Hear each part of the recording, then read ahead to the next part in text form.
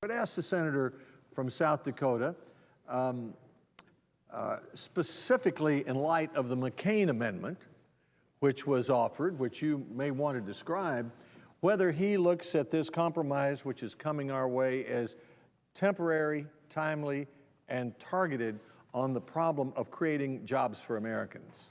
Well, I appreciate the senator from Tennessee yielding and the comments of my colleague from Wyoming and focusing this debate where it should be on things that are actually stimulus, that actually do create jobs in the economy, that actually do stimulate the economy and create growth and economic opportunity for more Americans. And I would say to my colleague from Tennessee that there are lots of things about this bill that don't meet that criteria, that don't meet that definition.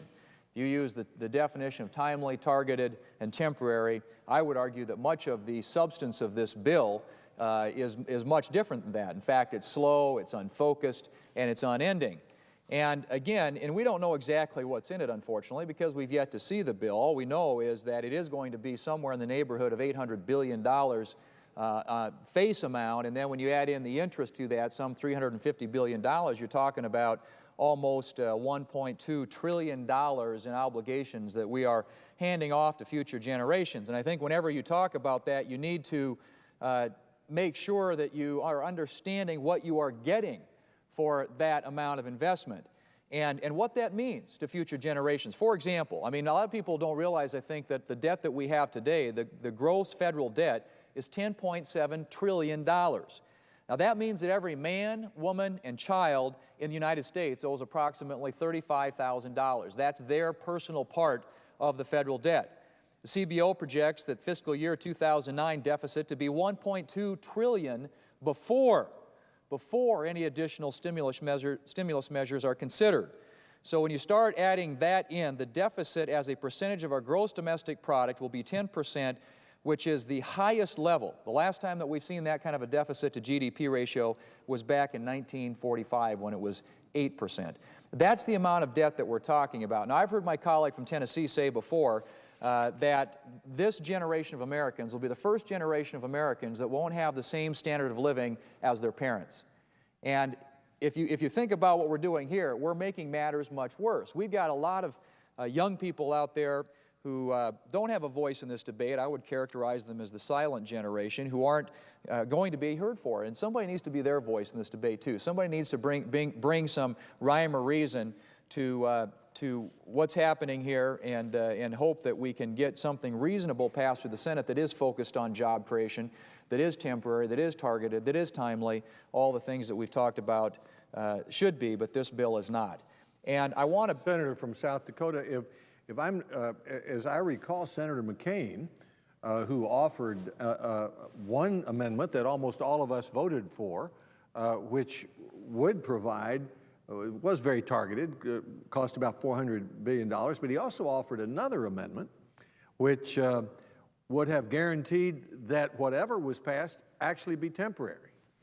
Yeah, that's correct. And we had an opportunity to vote on a number of alternatives, and the McCain alternative, which you and I both supported, was one that, in my judgment, made a lot of sense because it got you about twice the effectiveness, twice the job creation at half the cost. And it was focused, as you mentioned earlier, and as our colleague from Wyoming mentioned, on the central issue of housing, which is so critical to bringing our economy back on a pathway to recovery. It also focused on tax relief for middle-income Americans and for small businesses, which are responsible for creating most of the jobs in this country. It had an appropriate focus on infrastructure, which many of us agree is an area that can create jobs. And it also had a trigger in there, a hard trigger that said when you have 2 consecutive quarters of economic growth, that the spending would cease or would terminate. So in other words, when we start to get our way out of the recession, that we would actually bring some fiscal responsibility to this debate. And what troubles me about where we're going with this particular bill right now is that it doesn't have that. In fact, much of the spending in here is long-term. It extends well beyond the so-called period that we're looking at in terms of getting some stimulus into the economy. many of the commitments that are made, many of the obligations will be obligations that we're going to experience for months and years to come. Much of the spending in the bill is on what we call mandatory spending here. In other words, spending that will be factored into the baseline and that we're going to be responsible going into the future. Senator McCain's amendment would have addressed that issue. It would have brought some fiscal responsibility to this proposal. Unfortunately, it was debated. But that being said, there are lots of things in here that still, I think the average American, when they look at this, they wonder, what is Washington doing and why are they spending money on these sorts of things? I'm looking here at a proposal, $750 million for the replacement of the Social Security Administration's National Computer Center. Now, that's almost $1 billion that we're talking about. And you have to ask the question, what does this do to create jobs? How is this in any way stimulating anything other than perhaps some jobs in a government agency in Washington, D.C.? $2.5 billion to turn federal buildings into green buildings. $1 billion for the U.S. Census. $850 million in new subsidies for Amtrak. $650 million in additional funds for digital TV conversion boxes. $645 million for new and repaired facilities at the National Oceanic and Atmospheric Administration.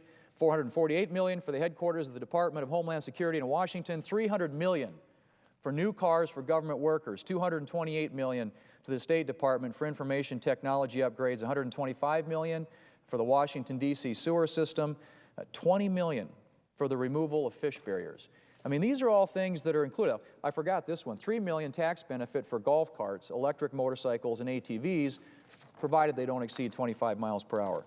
These are all things that are in this legislation, and I think it'd be very hard to convince the majority of the American people that these have anything to do with stimulus. And furthermore, as the senator from Tennessee has very appropriately pointed out on many occasions, with some of the spending in here, what the states are asking for in terms of assistance, because many of them have shortfalls in their budget. My state's an example of Medicaid now constituting a bigger part or proportion of our state's budget. It was 15.83% of the state's budget in 2000. In 2008, it was 23.33% of the budget, a dramatic increase. What we're talking about is sending a lot more money out there. And I've heard the senator from Tennessee talk about it as the states asking for a life raft, and we're sending them the yacht from Washington, D.C. And we're going down to the bank and borrowing the money for to do it in their name. To do it. Almost 8 times the amount of money they would need just to cover additional enrollment due to the downturn. 8 times the amount that the states would need to get that done is what we're going to be shipping out there. And as the senator from Tennessee mentioned, borrowing it from future generations and piling on to that $35,000 that every man, woman, and child in America already owes as their part or their share of the federal debt. This is a very bad direction, in my view, to be heading for the country. And I think that we've had some opportunities to improve the bill, to make it better. We've had some alternatives offered. The McCain alternative, which the senator mentioned, was one that, again, I think was very well balanced, focused on housing, focused on tax relief, focused on infrastructure, and had the kind of fiscal responsibility and discipline in it that makes sure that a lot of the spending doesn't go on ad infinitum forever.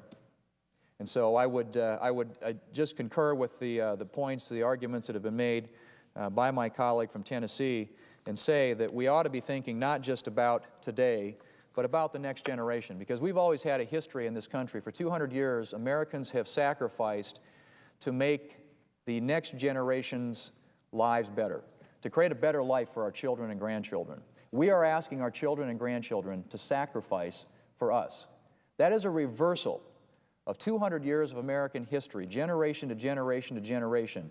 We have attempted to build a better, brighter, more prosperous future for our children and grandchildren. What we're essentially asking them to do is to loan us $1 trillion to do these things, some of which I mentioned here that I think are just completely outside the realm of anything that fits within the mission of job creation or stimulating the economy, at an enormous cost to them, because it's going to pile additional debt on top of the $35,000 that they already owe, their share of the federal debt that we have today. So I hope that in the end, people will come to the realization that this is a mistake, and that we'll see the necessary votes to defeat it, and perhaps to go back to the drawing board and put something together that really does, in fact, address the fundamental problem that we're facing in the country right now, to get the focus back on housing, to get the focus back on the American people and families and small businesses, and to make sure that we're doing it in a fiscally responsible way. I thank the senator from South Dakota.